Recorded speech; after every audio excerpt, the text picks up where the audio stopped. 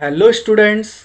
तो जैसा कि अभी तक की क्लासेस में हमने नॉन प्रॉफिट ऑर्गेनाइजेशन के एक एक कॉन्सेप्ट डिटेल में कवर कर लिए हैं। अब हमने जो सारे कॉन्सेप्ट कवर करे हैं वो फुल फ्लैज क्वेश्चन को बढ़िया ढंग से करने के लिए ही करें। अब हम फुल फ्लैज क्वेश्चन करने के लिए तैयार हैं इस चैप्टर के जो कि वेटेज रखते हैं एग्ज़ाम में 6 मार्क्स के।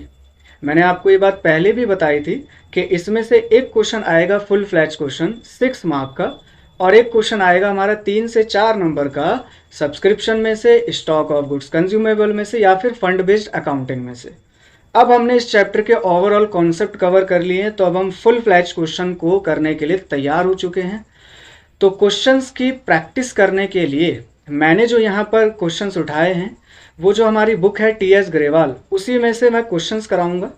आज हम एक क्वेश्चन करेंगे और पूरा डिटेल में करेंगे, बढ़िया से करेंगे, आराम से करेंगे, तसल्ली से करेंगे, क्योंकि एक क्वेश्चन हमें अच्छे से आएगा तो उसी के जैसे कई सारे क्वेश्चंस होंगे जो कि हम कर पाएंगे। मैं जो क्वेश्चन उठा रहा हूँ मैं सीधा एग्जाम का क्वेश्चन उठा रहा हूँ। अभी लास्ट ईयर के एग्जाम में जो क्वेश्चन आया था 2020 लास्ट ईयर में, तो उसमें जो क्वेश्चन था इम्पॉर्टेंट क्वेश्चन एग्जाम में आया हुआ वो मैं लेने वाला हूँ। और हमारी बुक के अंदर टीएस ग्रेवाल में ये क्वेश्चन नंबर 41 है, वो मैं करवाने वाला हूँ और बहुत ही ध्यान से डिटेल में हम इस क्वेश्चन को समझेंगे।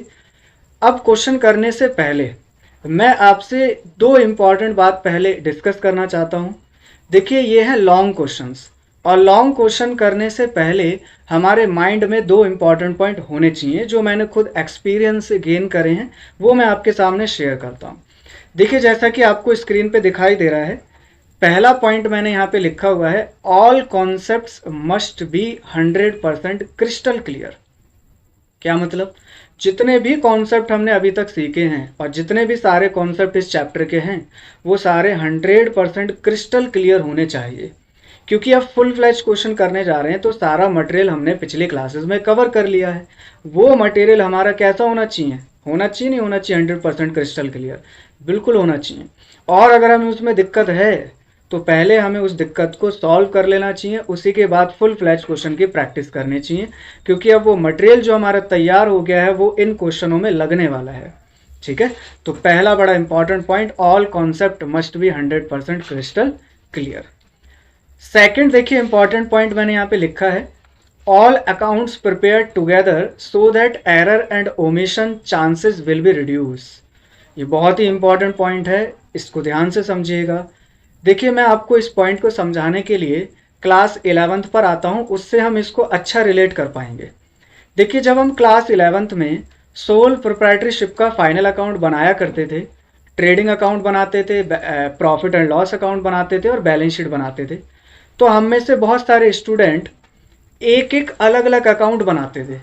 जैसे क्या कहना चाह रहा हूँ मैं, ट्रेडिंग अकाउंट अलग बनाते थे, पहले सारी ट्रांजैक्शन जो ट्रेडिंग अकाउंट में पोस्ट होंगी वो सारी डाल लेते थे और ग्रॉस प्रॉफिट या ग्रॉस लॉस को कैलकुलेट कर लेते थे। फिर सेकंड नंबर पे प्रॉफिट एंड लॉस अकाउंट बनाते थे, उसका नेट प्रॉफिट या नेट लॉस कैलकुलेट करते थे। और थर्ड नंबर पर हम बैलेंस शीट बनाते थे और फिर देखते थे कि बैलेंस शीट मैच नहीं हुई है। होता था ना ऐसा। इसके पीछे बहुत बड़ी वजह यह है कि हम जो अलग अलग अकाउंट बनाते हैं ना, तो उससे होता है क्या है, हम बहुत सारी ट्रांजैक्शन ओमिशन करने से भूल जाते हैं। कुछ ट्रांजैक्शन में ऐसा होता है, या फिर हम कुछ ट्रांजैक्शन गलत पोस्ट कर देते हैं, उसकी वजह से हमारी बैलेंस शीट मैच नहीं करती है। फिर हम दुखी हो जाते हैं और फिर से हम पूरा टाइम लगाने लग जाते हैं पूरे क्वेश्चन में देखने के लिए। ट्रेडिंग अकाउंट पे आते हैं, पी&एल अकाउंट पे आते हैं, फिर बैलेंस शीट को देखते हैं क्यों नहीं मैच हुई है, परेशान होते हैं। तो इसी परेशानी का हल है एक बहुत ही अच्छा पॉइंट जो मैंने यहाँ पे दूसरा लिखा है कि हम इस बार एनपीओ के जो सारे अकाउंट है उनको एक साथ बनाएंगे। मतलब इनकम एंड एक्सपेंडिचर अकाउंट बनाएंगे, फिर बैलेंस शीट बनाएंगे, तो और रिसिप्ट एंड पेमेंट अकाउंट बनाएंगे एक साथ। जो जो क्वेश्चन में हमें ट्रांजैक्शन गिवन है वो ट्रांजैक्शन जहां जानी है, जिस अकाउंट में जानी है, उस अकाउंट में हम पोस्ट करते चले जाएंगे एक साथ में। मैं जब 11th क्लास में स्टूडेंट्स को कराता हूं तो इसी कॉन्सेप्ट को लेकर के कराता हूं, तो बहुत मदद मिलती है स्टूडेंट्स को, मुझे खुद इससे बहुत हेल्प मिली है। तो हम जो आज एक क्वेश्चन करने वाले हैं उसको भी इसी कॉन्सेप्ट के थ्रू करने वाले हैं, और आप देखिएगा कि बहुत अच्छे से डिटेल में पूरा क्वेश्चन हो जाएगा और हमें बहुत हेल्प मिलेगी। ठीक है, तो स्टूडेंट्स ये 2 पॉइंट जरूर ध्यान में रखिएगा। और अब हम स्टार्ट करते हैं एग्जाम का एक बड़ा इंपॉर्टेंट क्वेश्चन। आज हम एक ही क्वेश्चन करेंगे, लेकिन डिटेल में करेंगे, बढ़िया से करेंगे, तसल्ली से करेंगे। ठीक है, तो चलिए क्वेश्चन स्टार्ट करते हैं। देखिए क्वेश्चन है हमारे सामने, जैसा कि मैंने अभी आपको बताया था, ये जो क्वेश्चन है मैंने टीएस ग्रेवाल का एक्सरसाइज का क्वेश्चन नंबर 41 उठाया है और एग्जाम में आया हुआ क्वेश्चन है ये देखिए यहाँ पे लिखा हुआ है सीबीएसई 2020 लास्ट से लास्ट ईयर में एग्जाम में आया हुआ क्वेश्चन है, तो सीधा एग्जाम के क्वेश्चन उठा रहे हैं। तो आप समझिए हमारे कॉन्सेप्ट कितने अच्छे से क्लियर हुए होंगे, तभी हम सीधा एग्जाम के क्वेश्चन उठा रहे हैं, टीएस ग्रेवाल के क्वेश्चन कर रहे हैं। तो चलिए अब क्वेश्चन को पढ़ना स्टार्ट करते हैं। सबसे पहले नंबर, क्वेश्चन को करने से पहले पूरा क्वेश्चन एक बार आप देख लीजिएगा कि क्वेश्चन में क्या क्या ट्रांजैक्शन है, क्या क्या एडिशनल इंफॉर्मेशन गिवन है, ताकि हमें ध्यान में आ जाए कि अच्छा ये बातें हमें क्वेश्चन में गिवन है और हम एक साथ फिर अकाउंट सारे प्रिपेयर अच्छे से कर पाएँ।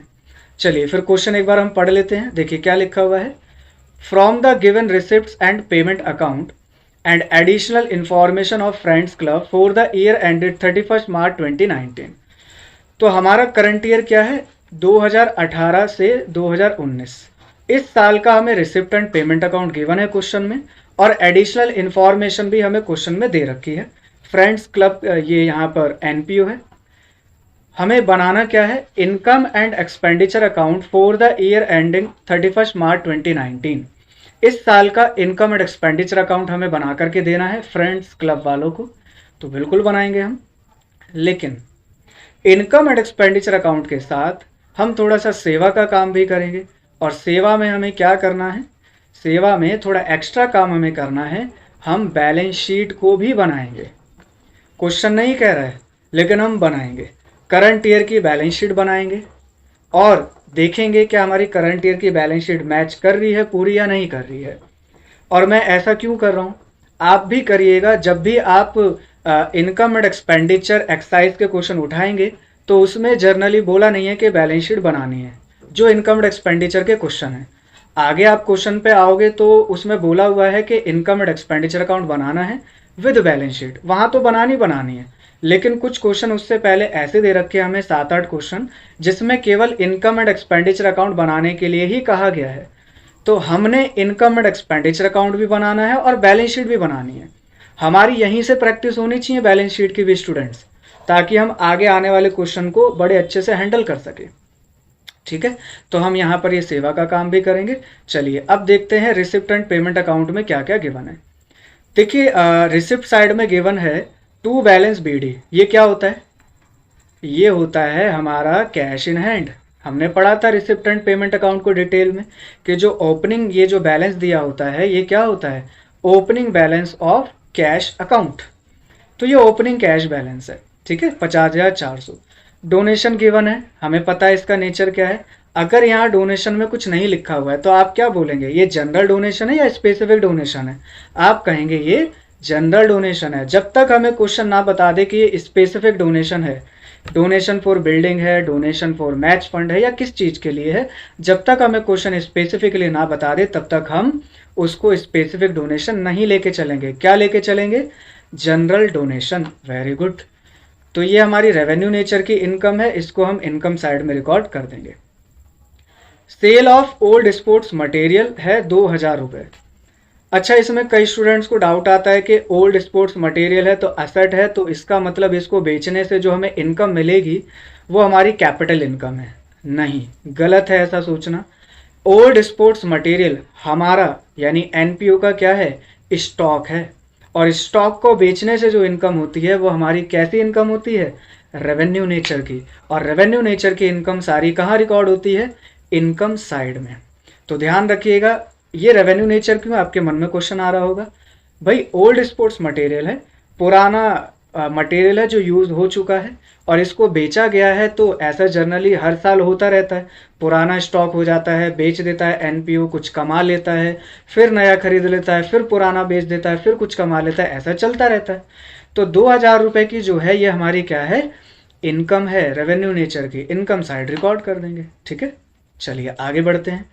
सब्सक्रिप्शन है 17-18 का 1600 रुपये, 18-19 का है 60,000 रुपये और 19-20 का है 5,000 रुपये। हम इसको बहुत अच्छे से जानते हैं। 17-18 का लास्ट ईयर का है, लास्ट ईयर का कुछ ना कुछ आउटस्टैंडिंग सब्सक्रिप्शन होगा जिसमें से हमें 1600 रुपये मिल चुके हैं इस साल। 18-19 में हमें 60,000 रुपये रिसीव हुए हैं। 19-20 यानी अगला साल, अगले साल के हमें इस साल मिल गए हैं 5,000 रुपये। तो इसको आप क्या कहेंगे? एडवांस ना। Very good. तो टोटल मिला के हो गया 66,600 रुपये। एंट्रेंस फीस मिली है 1,20,000। रेवेन्यू नेचर की इनकम है, हमें पता है। आते हैं पेमेंट साइड पे। फर्नीचर लिखा हुआ है 1 दिसंबर को परचेज करा है 1,20,000 का। पेमेंट मतलब क्या? फर्नीचर खरीदा है तभी तो पेमेंट करी है। सैलरी पे करी है, सेक्रेटरी ऑनोरेरियम दिया है, ऑनोरेरियम को पहले समझ चुके हैं। बुक्स परचेज करी हैं। बुक्स खरीदना बताइए क्या है? रेवेन्यू नेचर है या फिर कैपिटल नेचर का एक्सपेंडिचर है? बुक्स जिसका बेनिफिट हमें मोर देन 1 अकाउंटिंग ईयर मिलेगा उसको हम क्या कहेंगे? Capital nature expenditure. Very good. By balance CD क्या है? ये है कैश इन हैंड। ये क्या है? कैश इन हैंड, यानी कि क्लोजिंग कैश अकाउंट का बैलेंस। तो दिखा देंगे कहाँ जाएगा ये? करंट ईयर की बैलेंस शीट में ना। एसेट ही तो है हमारी ये। चलिए बहुत ही बढ़िया। तो ये सारा डिटेल एनालिसिस कर लिया हमने, रिसिप्ट एंड पेमेंट। आगे बढ़े तो एडिशनल इंफॉर्मेशन हमें क्वेश्चन में गिवन है, क्या क्या दे रखी है। पहला पॉइंट लिखा है 1 अप्रैल 2018, यानी क्या? Opening balance. The club had the following balances of assets and liabilities. Club के पास एसेट्स और लाइबिलिटीज के कुछ बैलेंसेस हैं। फर्नीचर है 1 अप्रैल 2018 का 1,00,000 रुपए का।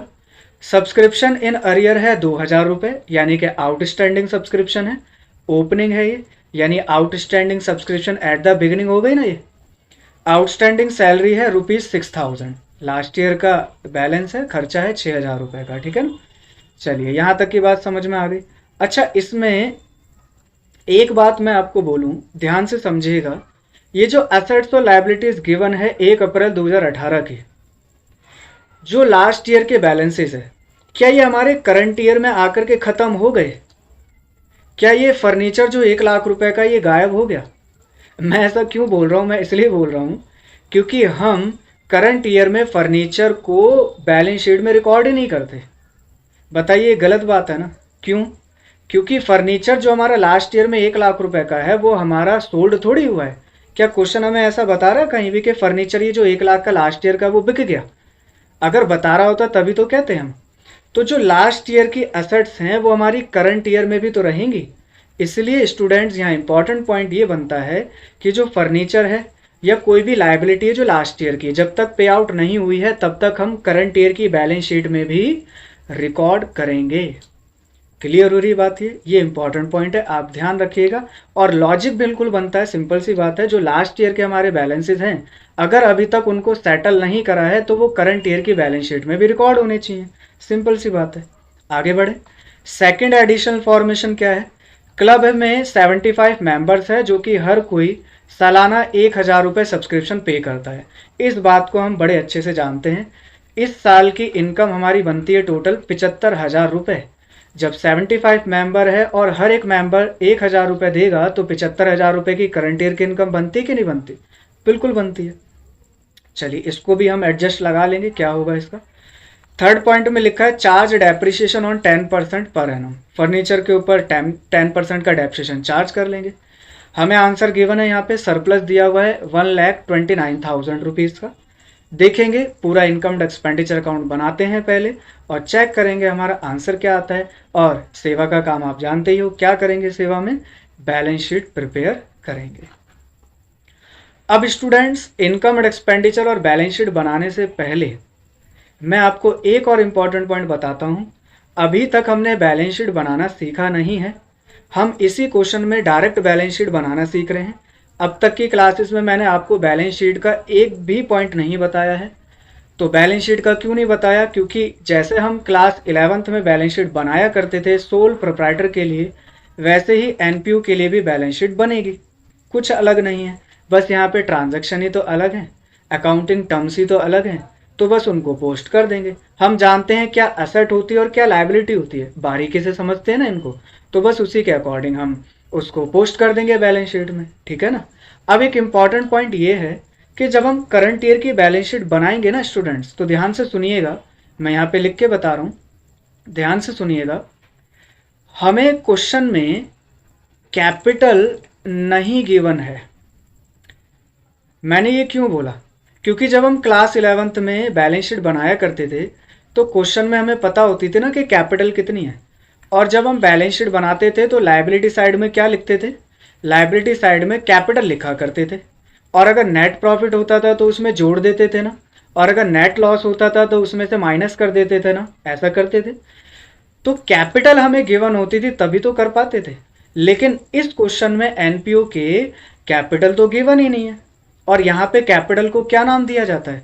आप जानते हैं, कैपिटल फंड। कैपिटल फंड क्या क्वेश्चन में गिवन है? नहीं है। तो हमें कैपिटल फंड निकालना पड़ेगा। कैपिटल फंड के लिए थोड़ी सी और मेहनत करनी पड़ेगी।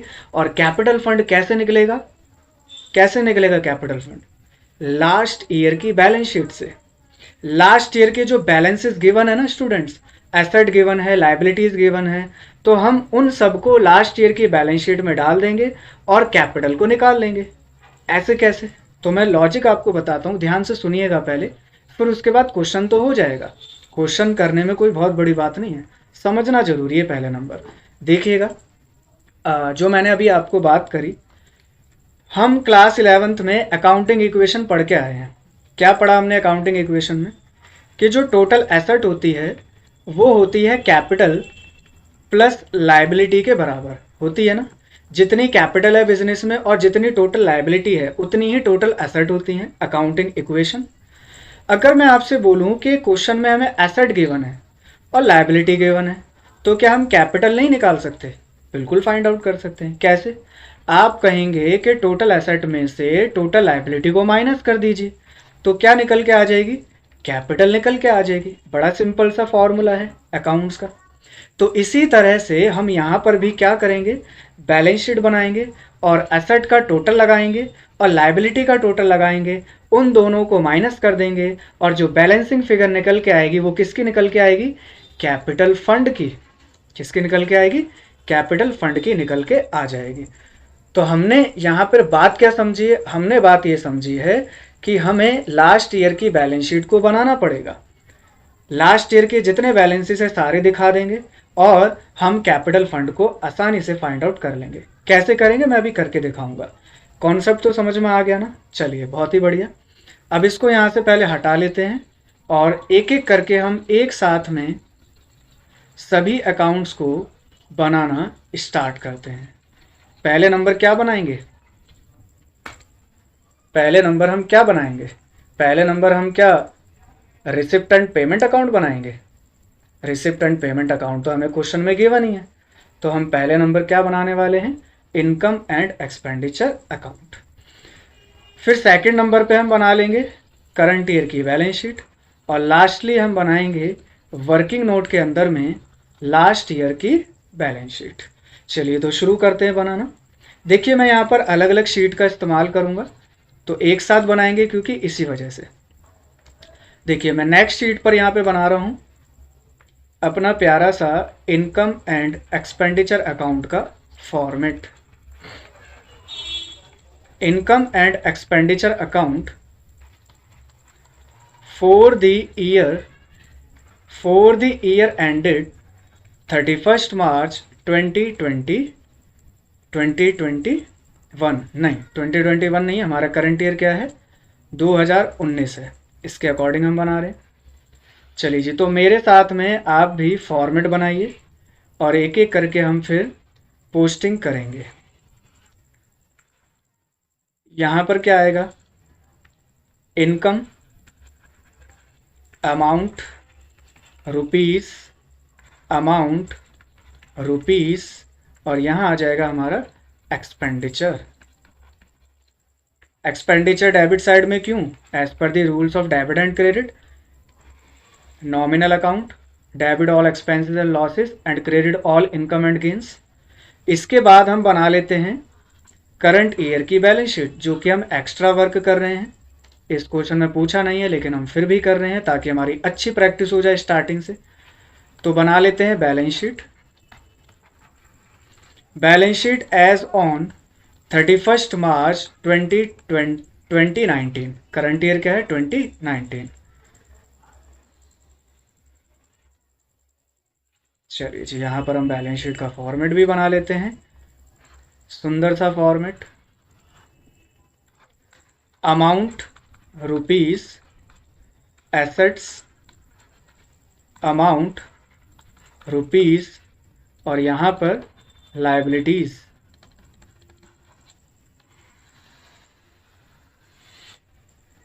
चलिए जी, बन गया फॉर्मेट करंट ईयर का।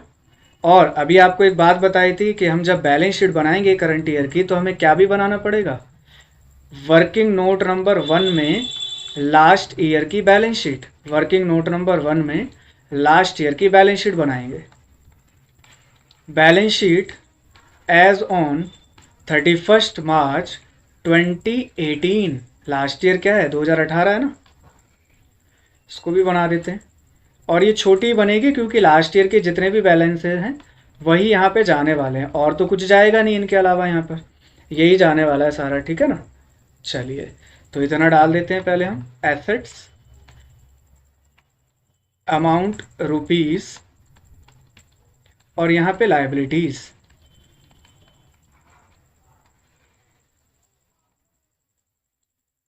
चलिए जी, तो हमने यहाँ तक के फॉर्मेट प्रिपेयर कर ली। अब एक आते हैं वापस से क्वेश्चन पर, और क्वेश्चन में एक एक करके देखते हैं कि हमें क्या क्या दिया हुआ है और उसके अकॉर्डिंग पोस्ट करना स्टार्ट करेंगे। जो जहाँ जाएगा स्टूडेंट्स उनको वहाँ पर डाल दीजिएगा, एक एक करके नहीं बनाना, सारा एक साथ बनाना है, ठीक है ना। तो चलिए आते हैं, देखिए पहला क्या लिखा हुआ है रिसिप्ट साइड में। रिसिप्ट साइड में पहला लिखा हुआ है, देखिए टू बैलेंस BD 50,400, ये क्या होता है, ओपनिंग कैश। आप मुझे बताइए, जो ओपनिंग कैश है वो हमारा लास्ट ईयर का ही तो कैश बैलेंस है, तो इसको मैं लास्ट ईयर की बैलेंस शीट में डाल दूं, एसेट साइड में। चलिए, तो इसको डाल देते हैं लास्ट ईयर की बैलेंस शीट में, एसेट साइड में। आते हैं अपनी शीट पर, लास्ट ईयर की बैलेंस शीट पर, ये रहा। एसेट साइड में आप लिख देंगे, क्या लिखेंगे, cash in hand, cash in hand कितना है 50,400। नेक्स्ट आइटम क्या है, नेक्स्ट आइटम गिवन है, डोनेशन दे रखी है 44,000 रुपये की। तो डोनेशन क्या है, रेवेन्यू नेचर की इनकम है, डाल देते हैं कहाँ पर, इनकम साइड में, इनकम एंड एक्सपेंडिचर अकाउंट के। थोड़ा सा इसको ऊपर करते हैं, प्रॉपर दिखाई दे। ये लीजिए, by entrance fees, entrance fees 44,000, जो जहां जाएगा उसको वहां पर पोस्ट करते चले जाएंगे। अगला क्या दिया हुआ है, sale of old sports material. अभी मैंने आपसे डिस्कशन करा कि ये हमारी रेवेन्यू नेचर की इनकम है, तो 2,000 रुपये हम कहाँ पोस्ट कर देंगे, अपनी इनकम साइड में। तो दिखा देते हैं इनकम साइड में, by sale of old SM यानी स्पोर्ट्स मटेरियल। कितना दे रखा है, ये हमें क्वेश्चन में गिवन है 2,000 रुपीज़, 2,000 रुपीज़। ओके, अगले आइटम पर चलते हैं। अगला आइटम हमें क्या गिवन है, अगला आइटम देखिए यहाँ पे लिखा हुआ है टू सब्सक्रिप्शन। देखिए जो सब्सक्रिप्शन लिखा है उसके रिगार्डिंग हमें क्वेश्चन में एडिशनल इंफॉर्मेशन दे रखी है, तो उसको भूल ना जाना। एडिशनल इंफॉर्मेशन देखो लिखा हुआ है यहाँ पे कि सब्सक्रिप्शन इन अरियर 2,000 रुपये है। अच्छा, इससे पहले यहाँ पर आप देखो कि सब्सक्रिप्शन 17-18 का कितना लिखा हुआ है, 1,600 रुपये लिखा हुआ है। इसका मतलब क्या है कि लास्ट ईयर में सब्सक्रिप्शन आउटस्टैंडिंग रहा होगा जो हमें मिला है। तो टोटल कितना रहा है वो हमें देखो क्वेश्चन बता रहा है कि आउटस्टैंडिंग सब्सक्रिप्शन टोटल था 2,000 रुपये लास्ट ईयर। तो जो लास्ट ईयर आउटस्टैंडिंग टोटल है उसको मैं पहले नंबर लास्ट ईयर की बैलेंस शीट में लिखूं, एसेट साइड में हमारी लास्ट ईयर की इनकम है। और आप कहेंगे कि 2,000 रुपये में से 1,600 रुपये हमें करंट ईयर में मिल गए हैं, तो 400 रुपये अभी भी लास्ट ईयर के क्या हैं, आउटस्टैंडिंग है। तो इसको हम करंट ईयर की बैलेंस शीट में दिखाएंगे। ऐसा क्यों, आपको बहुत अच्छे से पता है, मैंने पहले की क्लासेस में अच्छे से डिटेल में डिस्कशन करा हुआ है कि जो बैलेंस हमारा बच जाता है वो हम करंट ईयर की बैलेंस शीट तक दिखाते हैं, ठीक है ना। तो 400 रुपये हम दिखाएंगे। तो पहले 2,000 को लिख लेते हैं कि लास्ट ईयर की बैलेंस शीट में जाएगा, ये रहा लास्ट ईयर की बैलेंस शीट, और इसको दिखा देते हैं हम आउटस्टैंडिंग सब्सक्रिप्शन। लास्ट ईयर की बैलेंस शीट में केवल लास्ट ईयर का अमाउंट जाएगा। ओके है यहाँ तक। अब अगला आइटम देखिए क्या लिखा हुआ है क्वेश्चन में। अगला लिखा है कि हमें करंट ईयर में सब्सक्रिप्शन मिला है 60,000 रुपये। इसके रिगार्डिंग कुछ बात बताइए क्वेश्चन में। हाँ बिल्कुल बताइए। क्लब में 75 मेंबर्स हैं और हर कोई 1,000 रुपये पे करता है, तो आप कहेंगे टोटल इनकम जो बननी चाहिए वो 75,000 बननी चाहिए, लेकिन क्या इतनी हमें इनकम मिली है? नहीं। हमें कितनी मिली है? 60,000 रुपये करंट ईयर में इनकम मिली है।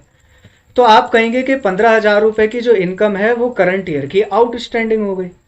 ठीक है, तो इनकम साइड में रिकॉर्ड करें। आ जाते हैं इनकम एंड एक्सपेंडिचर पर और यहाँ पे लिखते हैं हम। कैसे लिखोगे? Bye subscription. और सब्सक्रिप्शन हमें मिला कितना है? आप यहाँ पे दिखाएंगे हमें मिला है ड्यूरिंग द ईयर 60,000 रुपये, लेकिन करंट ईयर का जो आउटस्टैंडिंग सब्सक्रिप्शन है कितना? 15,000 रुपये। उसको ऐड कर देंगे और टोटल इनकम जितनी होनी चाहिए हमारी करंट ईयर की उतनी मिल गई, 75,000 रुपीज़। क्लियर है? क्या इसका ट्रीटमेंट कहीं और भी जाएगा? आप कहेंगे बिल्कुल जाएगा। आउटस्टैंडिंग जो सब्सक्रिप्शन है 15,000 रुपये वो करंट ईयर की बैलेंस शीट में भी आएगा। और कहाँ पे लिखेंगे उसको हम? एसेट साइड में करंट ईयर में आउटस्टैंडिंग सब्सक्रिप्शन। लेकिन स्टूडेंट्स आपको ध्यान है ना, कैसे लिखेंगे कि 2018-19 का तो आउटस्टैंडिंग 15,000 है, लेकिन लास्ट ईयर का भी तो आउटस्टैंडिंग है कितना? 400 रुपये था ना। कैसे आया? 2,000 रुपये में से 1,600 रुपये हमें मिल चुके थे, तो 400 रुपये अभी भी आउटस्टैंडिंग है। तो टोटल आउटस्टैंडिंग कितना हो गया? 15,400 रुपये। हो गई बात यहाँ तक क्लियर? आगे बढ़ें। चलिए आगे बढ़ते हैं, क्वेश्चन पर आते हैं। और देखिए क्वेश्चन में एक इन्फॉर्मेशन हमें सब्सक्रिप्शन की और दी हुई है। और क्या लिखा हुआ है? लिखा हुआ है कि 2019-20 का 5,000 रुपये सब्सक्रिप्शन हमें अभी मिल गया। 19-20 क्या? अगला साल ना। अगले साल का सब्सक्रिप्शन अगर अभी मिल जाता है तो इसको क्या कहते हैं हम? Advance subscription receive. और एडवांस सब्सक्रिप्शन रिसीव हमारे लिए क्या है? लायबिलिटी है ना, रिस्पॉन्सिबिलिटी है, पहले हम सीख चुके हैं। तो करंट ईयर की बैलेंस शीट में जाएगा क्या? 5,000 रुपये का हमारा एडवांस सब्सक्रिप्शन रिसीव। आ गए हम करंट ईयर की बैलेंस शीट में और लायबिलिटी साइड रिकॉर्ड कर दीजिए। एडवांस सब्सक्रिप्शन रिसीव्ड कितना? 5,000 रुपीज़। कई स्टूडेंट्स को इसमें प्रॉब्लम हो सकती है, मैं एक बार दोबारा एक्सप्लेन कर देता हूँ कि यहाँ पर ऐसा क्यों आया। क्योंकि देखिए जब भी हमें इनकम एडवांस मिल जाती है तो वो हमारी एक रिस्पॉन्सिबिलिटी क्रिएट कर देती है। जैसे मान लीजिए आप एडवोकेट हैं और आपको अपने क्लाइंट से एडवांस फीस मिल जाती है, तो वो आपके लिए एक रिस्पॉन्सिबिलिटी क्रिएट कर रही है ना, कि आपको अभी उस फीस के रिगार्डिंग अपने क्लाइंट को फ्यूचर में सर्विस देनी है। इसीलिए वो अमाउंट आपकी इनकम नहीं है, आपकी लायबिलिटी है, इसलिए उसको लायबिलिटी साइड में रिकॉर्ड किया जाता है। ओके हो गई बात यहाँ तक? चलिए आते हैं वापस से अपने क्वेश्चन पर। और क्वेश्चन में अगला आइटम क्या दे रखा है? क्वेश्चन में अगला आइटम है एंट्रेंस फीस है 1,20,000 की। तो क्या है ये? एंट्रेंस फीस तो हमारी इनकम है, तो दिखा दो इनकम साइड में। By entrance fees, by entrance fees कितनी दे रखी है? 1,20,000 रुपये। जो आइटम जहाँ जाना है हम उस जगह बड़ी तसल्ली से आराम से कर रहे हैं। देखिए स्टूडेंट्स यहाँ पर ये मत सोचिएगा कि ऐसे तो बहुत ज़्यादा टाइम लग जाएगा। मैं आपको डिटेल में एनालिसिस करवा रहा हूँ। जब हमारी अच्छी से प्रैक्टिस हो जाएगी तो इतना समय थोड़ी लगना है, क्वेश्चन तो बहुत जल्दी जल्दी होने लग जाएंगे। मैक्सिमम टाइम जाएगा फुल फ्लैज क्वेश्चन को करने में, जो 6 मार्क्स का आएगा उसमें लगेगा मैक्सिमम 15 मिनट, और इतने लगने भी चाहिए। अगर हमें इससे ज़्यादा लग रहा है तो एग्ज़ाम फिर छूटेगा। और हम यहाँ तक कैसे पहुँच पाएंगे? अच्छी प्रैक्टिस करके। तो मैं जो क्वेश्चन करा रहा हूँ तसल्ली से करा रहा हूँ, तो तसल्ली से ध्यान से समझेगा। एक क्वेश्चन अगर अच्छे से समझ लिया डिटेल में तो इसके जैसे कितने सारे क्वेश्चन आप अच्छे से कर पाएंगे, क्योंकि ऐसी ट्रांजैक्शन बार बार रिपीट होती हैं। चलें आगे। देखिए आगे क्वेश्चन में क्या दिया हुआ है। रिसिप्ट साइड हो गई हमारी कंप्लीट। चलते हैं अब पेमेंट साइड पर। पेमेंट साइड में देखेंगे तो यहाँ पे लिखा हुआ है फर्नीचर परचेज करा है 1 दिसंबर 2018 को। इसी साल हमने फर्नीचर की पेमेंट करी है, यानी परचेज करा है 1,20,000 रुपये का। ये भी देख लीजिएगा क्या फर्नीचर की कोई एडिशनल इंफॉर्मेशन तो नहीं है? आप कहेंगे है। 1 अप्रैल 2018 को फर्नीचर 1 लाख रुपए का है, तो लास्ट ईयर हमारे एनपीओ में 1 लाख रुपए का फर्नीचर पड़ा हुआ है। क्या ये गायब हो गया? अब नहीं, अभी मैंने आपसे बात करी थी कि ये फर्नीचर अभी भी है, बिका ही नहीं है, तो फिर कहाँ से गायब हो जाएगा? अभी तो रहेगा। तो 1 लाख का फर्नीचर है और एडिशनल में हमने इस साल और फर्नीचर खरीद लिया है 1,20,000 रुपए का। और क्वेश्चन हमें कह रहा है कि 10% का डेप्रिसिएशन लगाना है। तो इसके लिए हम एक छोटी सी एडजस्टमेंट के लिए वर्किंग नोट बना लेते हैं। वर्किंग नोट में देखते हैं कि इसकी क्या क्या एडजस्टमेंट होगी। देखिएगा स्टूडेंट ध्यान से, वर्किंग नोट के लिए मैं अलग शीट ले रहा हूँ यहाँ पे। देखिएगा, जो लास्ट ईयर की बैलेंस शीट है इसी के नीचे दिखा दे रहा हूँ, वर्किंग नोट नंबर 2। चलिए देखिएगा, working note number 2, adjustments for furniture, adjustment for furniture value. देखिएगा ध्यान से, हमें 1/4/2018 का फर्नीचर गिवन है, कितना? 1 लाख रुपए का। आप कहेंगे कि इसके ऊपर डेप्रिसिएशन चार्ज कर दीजिए 1/4/18 से लेकर के 31 मार्च 2019 तक का, पूरे साल का डेप्रिसिएशन लगना चाहिए इसके ऊपर। तो 1 लाख रुपए के ऊपर 10% का डेप्रिसिएशन जब आप कैलकुलेट करेंगे तो कितना निकल के आएगा? 10,000 रुपीज़, करेक्ट। और इसकी वैल्यू बच जाएगी 90,000 रुपीज़। लेकिन हमने ड्यूरिंग द ईयर और फर्नीचर परचेज करा है 1 दिसंबर 2018 को। इसको भी हम यहाँ पे लिखेंगे, ए और बी करके दिखा दे रहा हूँ मैं यहाँ पर। 1 दिसंबर 2018 को एडिशनल फर्नीचर परचेज करा है। एडिशनल फर्नीचर परचेज्ड कितने का खरीदा है? ये खरीदा है हमने 1,20,000 का, ठीक है ना। क्वेश्चन में गिवन था ना 1,20,000। अच्छा, इसके बाद आप कहेंगे कि 1,20,000 के ऊपर जो डेप्रिसिएशन लगना चाहिए वो लगेगा हमारा 10%। लेकिन कितने मंथ का? दिसंबर, जनवरी, फरवरी, मार्च, दैट इज़ 4 मंथ का लगेगा, पूरे साल का तो लगेगा नहीं। 4 3 12, ये इससे कट गया, ये इससे कट गया, 3 4 12, ये हो गया 4,000 रुपीज़। तो डेप्रिसिएशन आ गया 4,000 रुपये का और इसकी वैल्यू बच जाएगी 1,16,000 की, ठीक है स्टूडेंट्स। तो टोटल डेप्रिसिएशन कितना लगा? एक डेप्रिसिएशन ऊपर लगाया हमने, हाईलाइट कर रहा हूँ, 10,000 का ये है, और एडिशनल फर्नीचर पे कितने का लग गया? 4,000 रुपये का। तो टोटल डेप्रिसिएशन कितना हो गया? 14,000 का। आपको पता है कि डेप्रिसिएशन हमारा इस साल का खर्चा होता है, तो एक्सपेंडिचर साइड हम डेप्रिसिएशन रिकॉर्ड करेंगे टोटल 14,000 रुपये, करेक्ट। और फर्नीचर की जो वैल्यू बच रही है उसको हम करंट ईयर की बैलेंस शीट में डालेंगे, हमारी असेट है। और दूसरी बात, जो ओपनिंग बैलेंस है फर्नीचर का 1 लाख रुपए, वो लास्ट ईयर की बैलेंस शीट में भी जाना चाहिए। देख रहे हो ना, हर डायमेंशन से हम हर एक ट्रांजैक्शन को डाल रहे हैं। तो ऐसे करेंगे तो कुछ भी छूटेगा क्या? कुछ भी नहीं छूटेगा। तो पहले नंबर हम यहाँ पर मैं दिखा देता हूँ आपको, इनकम एंड एक्सपेंडिचर में एक्सपेंडिचर साइड में पोस्ट करके क्या लिखेंगे? पहले हम डेप्रिसिएशन ऑन फर्नीचर, और इसके लिए हमने वर्किंग नोट बनाया। वर्किंग नोट नंबर 1 है और 2 है, दोनों वर्किंग नोट रेफर कर देंगे और यहाँ पे दिखा देंगे 14,000 रुपीज़ का डेप्रिसिएशन।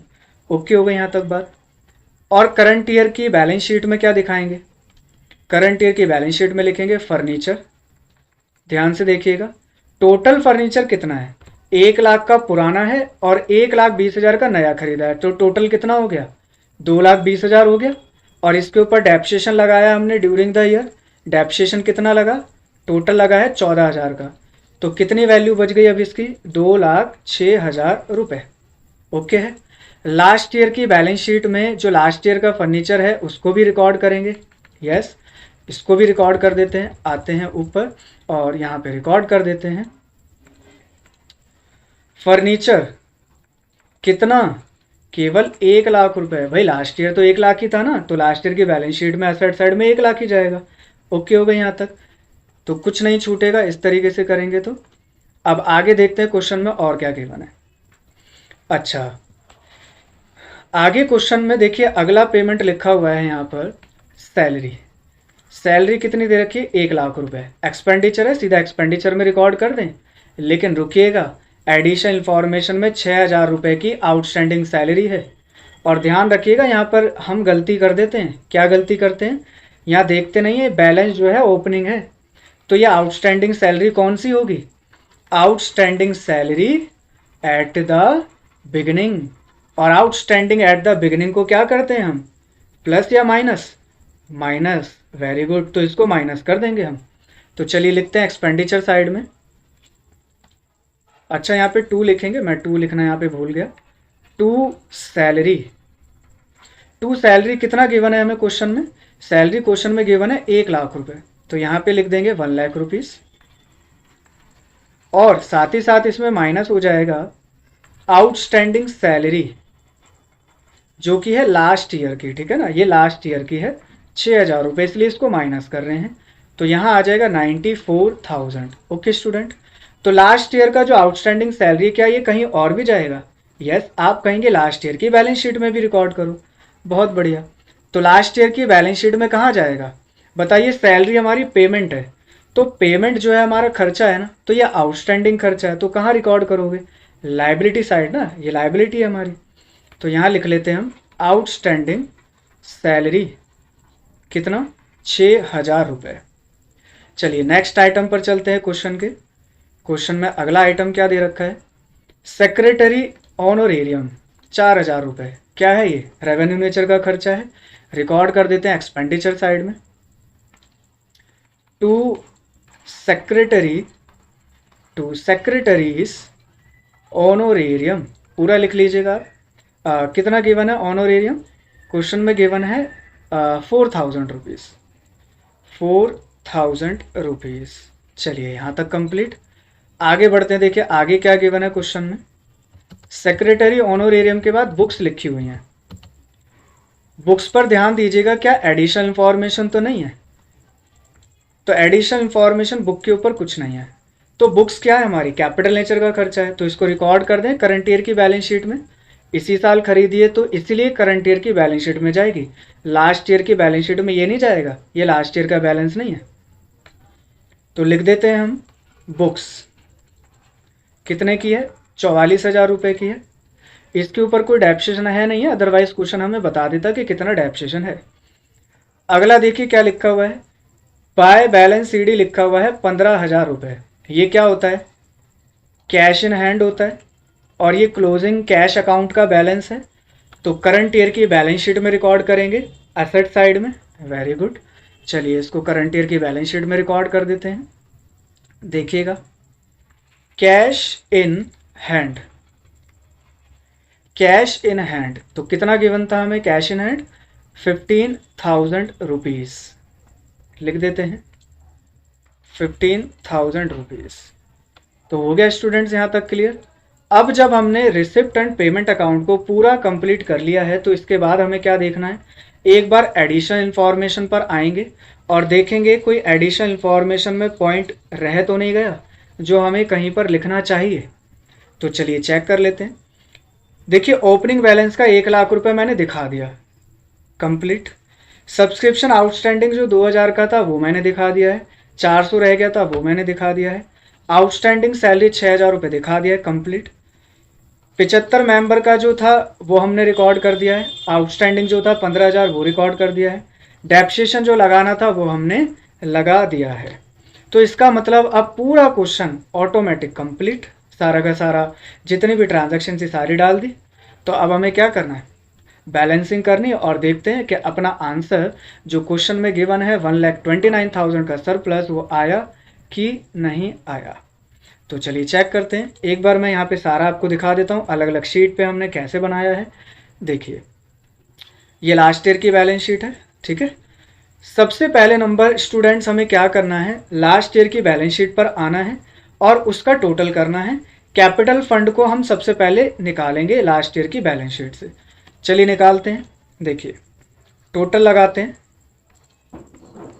टोटल लगाने के लिए आप हमेशा कैलकुलेटर उठा लेते हैं, तो ऐसा मत कीजिएगा। पता ही है कि कैलकुलेशन में टाइम लगता है, तो प्रैक्टिस अभी से करनी है हमें, ठीक है ना।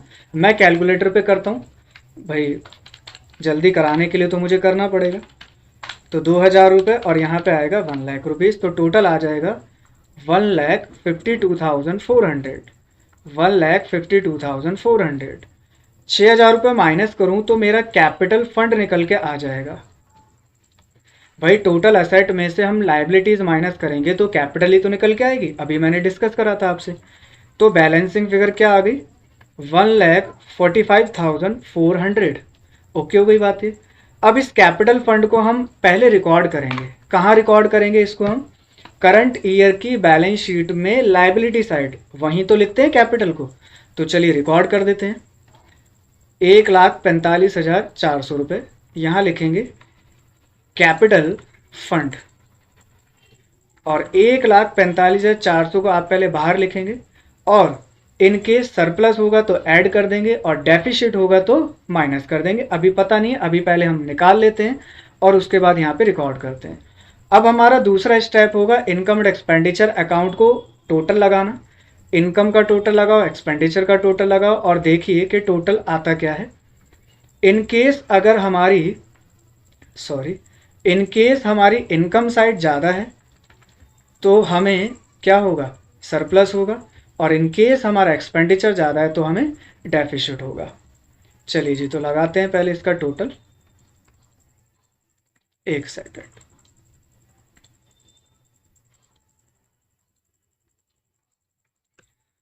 चलिए जी, तो मैं टोटल लगाता हूँ। 44,000 है, 44,000 प्लस 2,000 प्लस 75,000 प्लस 1,20,000। इनकम का मेरा टोटल आ रहा है 2,41,000 लिख दूँ यहाँ पर, क्योंकि इनकम साइड ही ज़्यादा दिखाई दे रही है। ऑब्वियसली 1,20,000 का अमाउंट है तो इनकम साइड ही ज़्यादा है। 2,41,000, ओके ना। माइनस करेंगे 14,000, माइनस करेंगे 94,000, माइनस करेंगे 4,000। सरप्लस बिल्कुल करेक्ट निकल के आया है 1,29,000। कॉन्ग्रेचुलेशन, बधाई हो आपको। इसके बाद यहाँ पर हम क्या लिखेंगे? टू सरप्लस आ गया हमारा बैलेंसिंग फिगर, और इस सरप्लस को हम कहाँ ट्रांसफ़र कर देते हैं? कैपिटल फंड में। तो यहाँ पे लिख लेते हैं हम कि transferred to capital fund, transferred to capital fund. अच्छा, आपके मन में यह क्वेश्चन आ सकता है कि कैपिटल फंड में क्यों ट्रांसफर करते हैं? कक्षा 11वीं में नेट प्रॉफिट को क्यों ट्रांसफर करते थे कैपिटल में? वो नेट प्रॉफिट किसका होता था? ऑनर का ही तो होता था। तो यहाँ सरप्लस किसका है? एनपीओ के जो मेंबर हैं, जो ऑनर है, उन्हीं का ही तो है। और उनके अकाउंट को कौन रिप्रेजेंट करता है? कैपिटल फंड ही उनके अकाउंट को रिप्रेजेंट करता है। तो उन्हीं के अकाउंट में ऐड कर दिया जाएगा सरप्लस। डेफिसिट होता तो माइनस कर देते। ओके है। चलिए अब हम बढ़ते हैं कहाँ पर? बैलेंस शीट के टोटल पर। अच्छा, उससे पहले कैपिटल फंड में ऐड कर दें क्या? सरप्लस को हम यहाँ पर ऐड कर देंगे और आया है 1,29,000। टोटल करिए जरा, कितना आ रहा है? Not calculator. 1,45,400 प्लस में 1,29,000, टोटल आ रहा है मेरा 2,74,400, 274,400। चलिए जरा बैलेंस शीट का टोटल लगाएंगे और देखते हैं कि हमारी बैलेंस शीट की दोनों साइड मैच कर रही है या नहीं कर रही है। मैच करनी चाहिए, तभी पूरा आंसर हमारा करेक्ट होगा। चलिए जी देखिएगा। लाइबिलिटी का आ रहा है 274,400, 274,400 प्लस 5,000। ये आ रहा है 279,400, 279,400 आ रहा है। अच्छा, असेट का देखें जरा। 15,400 प्लस 2,06,000 प्लस 44,000 प्लस 15,000, 280,400 आ रहा है। अच्छा, यहाँ पर कुछ लाइबिलिटी साइड में मिस हो गया क्या? एक बार अगर हम चेक करें तो लाइबिलिटी साइड में शायद कुछ मिस हुआ है, क्योंकि यहाँ पर आ रहा है 280,400 और ये आ रहा है, यानी कि 1,000 का डिफरेंस आ रहा है। एक बार बस यहाँ चेक करना। ऐसा हो सकता है कि कुछ पोर्शन शायद रह गया हो। वो पोर्शन क्या रह गया है मैं एक बार चेक कर लेता हूँ। यहाँ पर 1,000 रुपीज़ का करंट ईयर का जो है,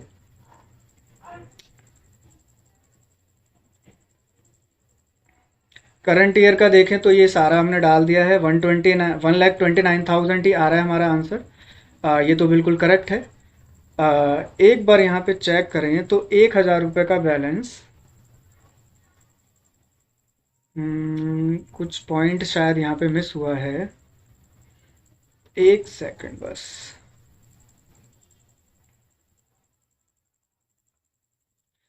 हो सकता है कि जो कैपिटल फंड हमारा निकला 1,45,400 शायद वहाँ रह गया होगा, तो वहाँ हम एक बार चेक कर लेते हैं कि लास्ट ईयर का कुछ रहा तो नहीं था।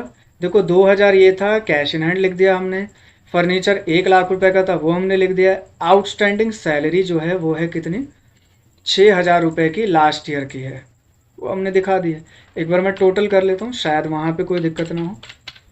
1,52,400 माइनस का, अच्छा यहाँ मिस्टेक है, सॉरी स्टूडेंट्स, यहाँ मिस्टेक मैंने कैलकुलेशन में कर दी। तो ये आ रहा है 1,46,400, सॉरी यहाँ पे मिस्टेक हो गई।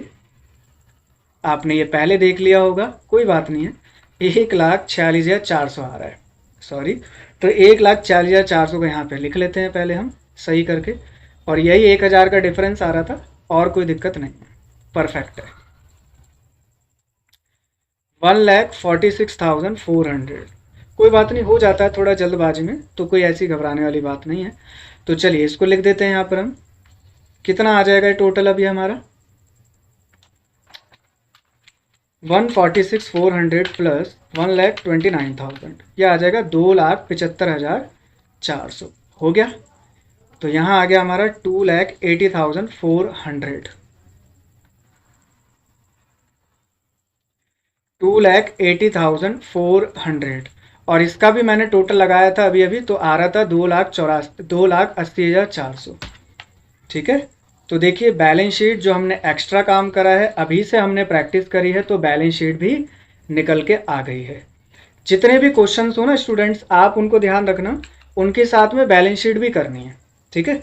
तो देखिए किस तरीके से हमने पूरा क्वेश्चन करा, मैंने डिटेल में आपसे डिस्कशन कर लिया है। इसी तरीके से अगर आप करते हैं तो आपको बहुत ज़्यादा हेल्प मिलने वाली है। तो देखिए पूरा कंप्लीट हो गया है। अब एक क्वेश्चन मैंने आपको इस क्लास में कराया है, आपने क्या करना है, जो आपके टीएस ग्रेवाल में होमवर्क में आपने करना है, जो टीएस ग्रेवाल में इनकम एंड एक्सपेंडिचर अकाउंट के क्वेश्चन है, आप उनको करके देखना और बैलेंस शीट भी बनाना साथ के साथ में। अब आप कर पाएंगे अच्छे से क्वेश्चंस, और अगली क्लास में मैं और इम्पॉर्टेंट क्वेश्चंस कराने वाला हूं। एक अगला क्वेश्चन और लूँगा, बड़ा इंपॉर्टेंट और बड़ा ही अच्छा क्वेश्चन है वो, उसमें कुछ हमें हिडन एडजस्टमेंट भी देखने को मिलेगी, ठीक है।